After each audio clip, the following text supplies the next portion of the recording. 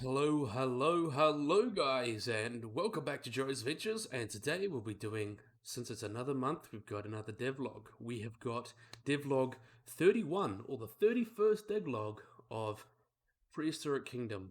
So this will be for July 2020, and this is just some of the work that the developers have been doing over the past month. This one's a little shorter than average, but there's still a lot of really good content to be had in this one, so let's get stuck into it. So we've got this wonderful pic, Parasaurolophus and a Brachiosaurus in the back. I really love that foliage. Looks beautiful. I really can't wait to get my hands on it. So welcome to July's development update. It's been a busy month for the PK team as we continue to walk towards our next development build and trailer. A lot of our tasks are currently shrouded in secrecy, which means this blog post will be a little shorter than usual. But that's okay, there's plenty of progress to be discussed. So let's have a look at the state of development. Right now, the team's working on a lot of sneaky stuff, a whole bunch of goodies from all sides of development that we cannot wait to reveal. It's hard to talk about when we've up to what we've been up to without spoiling everything. So for that reason, we hope you can forgive us for being light on the programming section this month. So, yep, just some little sneaky peeky secrets. So they just want to keep a little bit of surprise. So this one's going to be a little bit shorter, but that's okay. Looking ahead, we plan to begin tackling economy simulation in August in conjunction with further work on the animals. Additional progress has been done re implementing IK features like head tracking, but won't be long before pathfinding works in the new locomotion system. Okay, so here's the development report. We're still in the simulation section. We can see one of the big things that's been worked on is guest randomization, along with animal locomotion, module building, all these sort of things. You can have a look through yourself if you guys like. So here we've got programming. Visitor variation.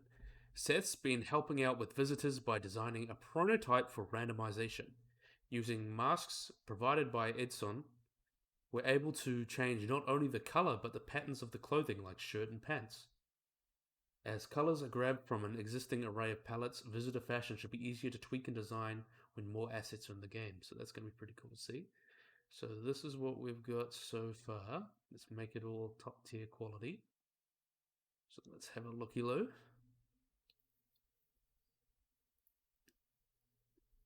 So you can see there, got a new design, looking fresh. It's blue shoes. All the stripes, he's got those fresh clothing. It also changed colour too, that looks pretty cool. We've got the yellow going on now. So this is just a very rudimentary stage of this kind of variation. It'll be included a lot more. There'll be probably be not just clothes, maybe just bodily features like random visitor looks. It is just really the stepping stone to that kind of development. So that'd be really cool to see. And here we've got art. So through a little cold, the boreal biome provides a home for your frost-dwelling creatures. I'll say creatures. Dominated by towering pines and fir trees, the delicate lady ferns and shrubbery provide ground coverage for tundra and forest areas alike. So they've kind of lumped the tundra into this, which is pretty cool because the only really difference is that one's got no trees, the other's got no trees. So it works. So we can see this wonderful new biome that we've got here. We can see these nice different colors here, not just green. We've got orange and reds. I love these colors. Now this is like straight out of Alaska. It's like you're walking through and you expect grizzly bears and bison to be walking past. I really love these colors here. Really makes it look a little less mundane with just green. It really just looks beautiful. I love the lighting too. You can see the rays going through the plants. It's wonderful. Now, even this just looks wonderful. Yeah, I like it a lot. You can see the ferns down here, the grass cover. Even more looks in the trees. You can see the trees just obscuring the sun a little bit with the leaves. And we can see this wonderful bit here with all these rocks here. This one looks very well planted and decorated. So now we've got into the modular building, the modern theme. Bringing better visual parity to these two systems, modern wall pieces now share a core texture with our pre-designed structures. No matter what you build, you can take the identity of Prehistoric Kingdom to your custom buildings. So we can see here, it's kind of similar to how Planet Zoo has these different themes for these modular objects. You can see there's kind of this one here with the kind of panels, stained woods, concrete, stonework, metalwork. Looks very cool. I'm really excited to play with these and see some more themes come along. It's going to be really cool to have as much freedom as we can. So we are building accessories like pillars and columns will be added over the next few weeks. As the game's getting closer to release, you might see another theme pop up too. Please enjoy this modular build in the meantime. So here we've got this really nice build using some of the boreal plants along with the some of the themes that have been introduced up here. So we can see this little area. I think this looks really nice for kind of like a visitor center or a nice little cafe or restroom. I think that looks pretty awesome. So we can see all the different work here. See the pillars here and the planks of wood here. There's a little bit of stonework in there. It was well planted.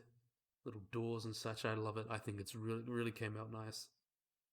So yeah, now we're moving on to the structures. Once the boreal plants were done, Nathan built two new structures for us this month, beginning to begin our collection of guest facilities. As much as we love our dinosaurs, apparently visitors matter too. Yeah, apparently, because you got to have the visitors to feed dinosaurs. Even though it's not as direct as it sounds, you got to have the money. Unless you're a bad park owner and you just want to watch the wild bird, you could potentially just throw some guests in. But each to their own, apparently. Whether you're an indoors person or an outdoors person, the T Rex Cafe has plenty of seating available for your preference. Feeling a little tired? A warm beverage might just brighten your journey across the park. So we can see this nice little company here. I really like the logo here with the Rex. And the design of it looks like a very modern style cafe with obviously the ventilation and everything. I like these like kind of fake brands. I think that looks kind of cool with the kind of more zoo aesthetic, especially because a lot of zoos kind of have their own themed cafes and such within that kind of like focus on. Some of them even focus really on being conservation, which is really cool, especially some of my local zoos. I think it's quite cool. So yeah, I'm really happy to see this. And then we've got with the state of art plumbing, with state of the art plumbing, there's nothing the family restroom can't handle, so long as it's not Satako Tuesday. Oh no. I've heard some. I haven't had Chipotle before because it's not really a thing in New Zealand, but I've heard that sometimes the toilet's gonna be pretty destroyed afterwards. It's got to handle a lot, so I'm not envious of them toilets when they have to deal with people that have had Chipotle. But anyway, this redesign covers more realistic surface area than the last, providing maximum amount for those in need. When you've got to go, you've got to go, and that's true.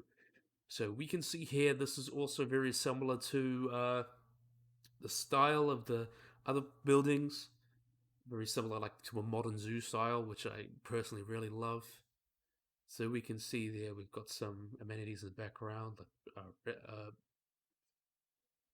like rubbish bins and plumbing and all that, along with some planted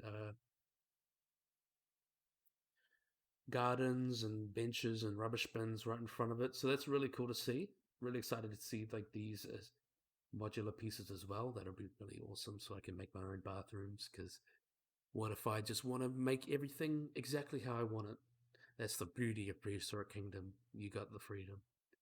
So here we're going to get into animals. Here we've got animation. So Hyaenodon was a large apex predator with a globally diverse group that existed over 25 million years.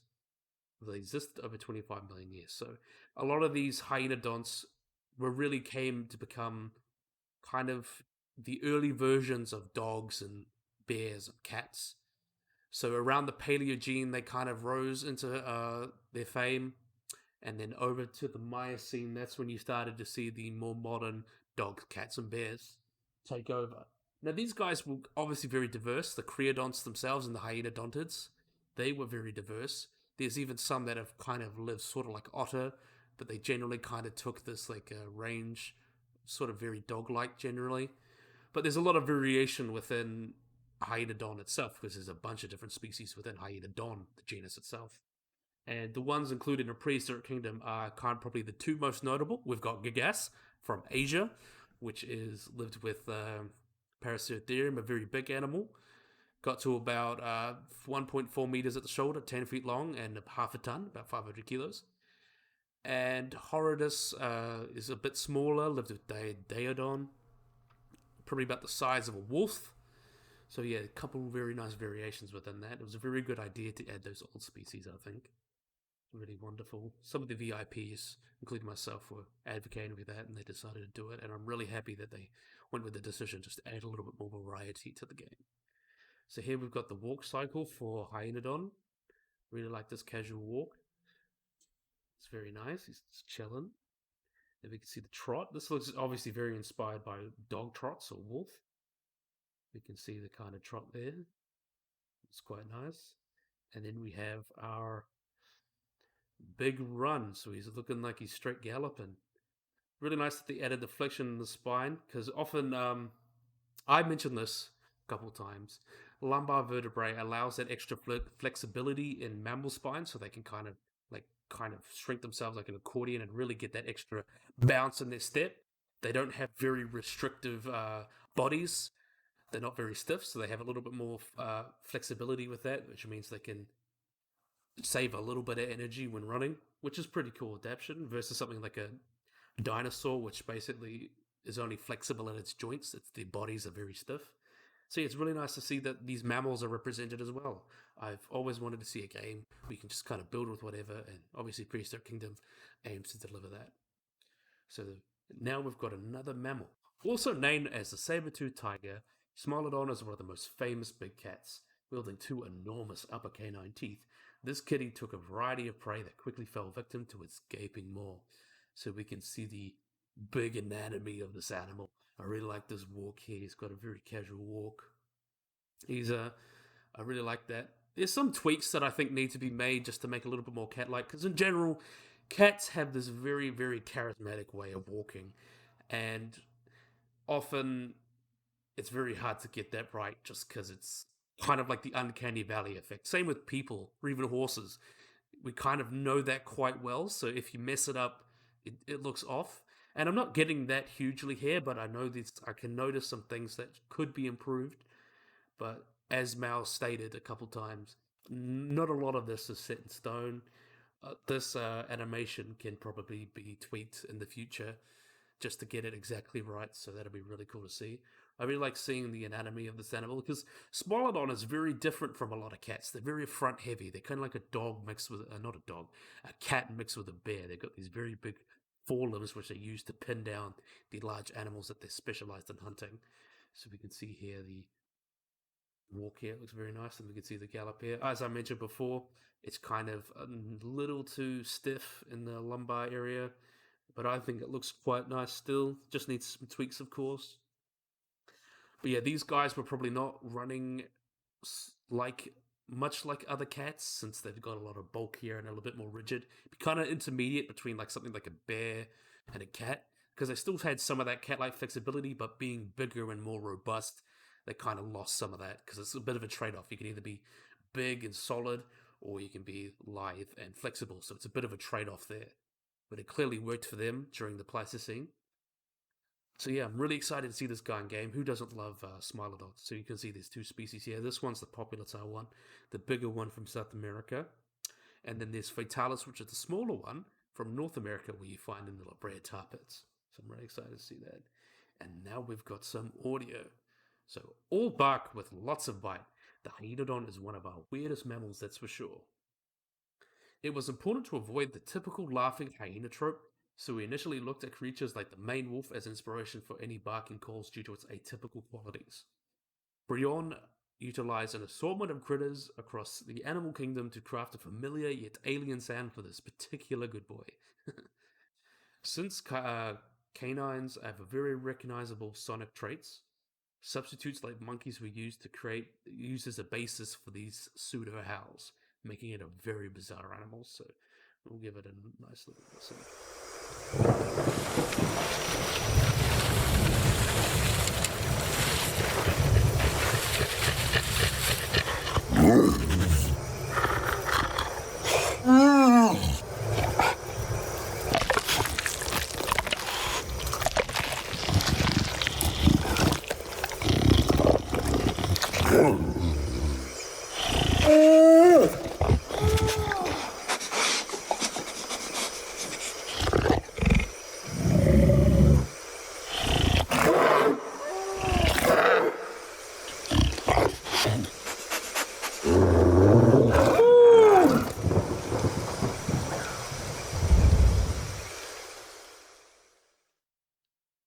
Well, I quite like that. Even though these sort of inspiration, like the monkeys and stuff, very weird kind of inspiration to take. But I think that kind of really adds to its uniqueness. I really like these calls, so it doesn't seem like just a dog or a hyena. It really gives it its own character. I really like to see that. And you can obviously follow some of his work on Twitter and SoundCloud. So now we've got our animal showcase for this devlog. We've got animal that we've already seen before. We've got the highlighted throughout the development update. Lots of love was given to Hyenodon this month. Thanks to Cindy's lovely sculpt work, there's new pelt variations, including a hairless option for H. gigas. So we can see here, as I mentioned before, there's been now two alt species. There's Hyenodon gigas, which was from Asia, and Horridus, which is from North America. Because hyenodonts initially probably evolved in Africa during the Paleogene, spreading out through India and Europe, and finally getting throughout Asia into North America. So they had a very wide range and were very successful. So we can see the two different species here. There's this skin, which is kind of has a short pelt. We can see the hairless skin, which I was a little bit iffy on, to be honest, in the beginning. I didn't think it would. It kind of looked off, but I'm really happy with how it came out now. I think it looks really good. Kind of like this hairless skin. It kind of looks like a one of those breeds, like a Mexican hairless dog, but not as mangy and gross. I think it came out really well. Looks like a real animal. And then we can see the smaller Hyenodon horridus. So this is the smaller one that lived with Daedon and that kind of those kind of animals. Was more kind of wolf-like in its ecology. With this guy was kind of just like a big bear. Very interesting to see how diverse the genus itself was. It's potentially overlumped, but there's estimated about 30 species within Hyenodon, whether that's overlumped or oversplit. It's kind of hasn't been revisited for a while. It'd be really interesting to see that in the future, but a very diverse group indeed. So we can now compare the old Hyenodon to the new Hyenodon. We can see with a lot of the general improvements, the facial anatomy is greatly improved. We can see our little hairs now across the eyes and whiskers. That's pretty cool to see. I feel like the teeth have improved a lot. A lot of the detail feels a lot more uh, defined. The fur. It'd be really cool to see with the shader next. The anatomy is just generally improved a lot, and I'm really happy to see that the mammals are getting some love. So here we can see Hyenodon with the fur shader walking through the boreal forest. I think it looks really wonderful. It's got like a slightly longer coat by the looks of it versus the Gigas one here. Really like seeing that. I think it looks really great. It's really, I, I just love this new shader, especially seeing it with the animals like the mammoths and stuff. That was just incredible, and I'm really excited to see it be more refined in the future. I think it just looks awesome. So, making heavy adjustments to its facial and muscular anatomy, the team did their best to give this creature a unique identity it deserves. Even for a two-star creature, we can't help but love this big guy for all his weird quirks. After all, it's a rat, dog, cat thing. What's not to love? Yeah.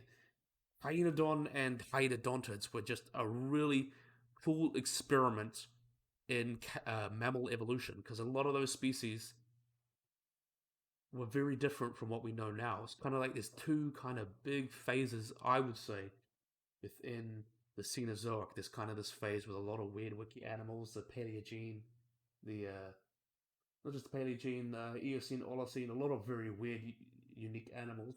And then you get into the Miocene, Pliocene, and Pleistocene, where there's a lot more animals that you would consider recognizable to today, even though there are some familiar boys in one and some weird boys in the other. It's a very general trend. You can kind of see those two very different.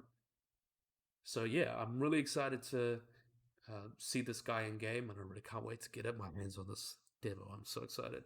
You can check more of Cindy's work on our ArtStation, of course. I'll link those all in the description. And yeah, we can see some community spotlights. Here's my good friend Zomba. She's made a cute little Daedon, even though he's not little. He's sleeping under a tree, just being wholesome, while the guests sit over and watch from this viewing point.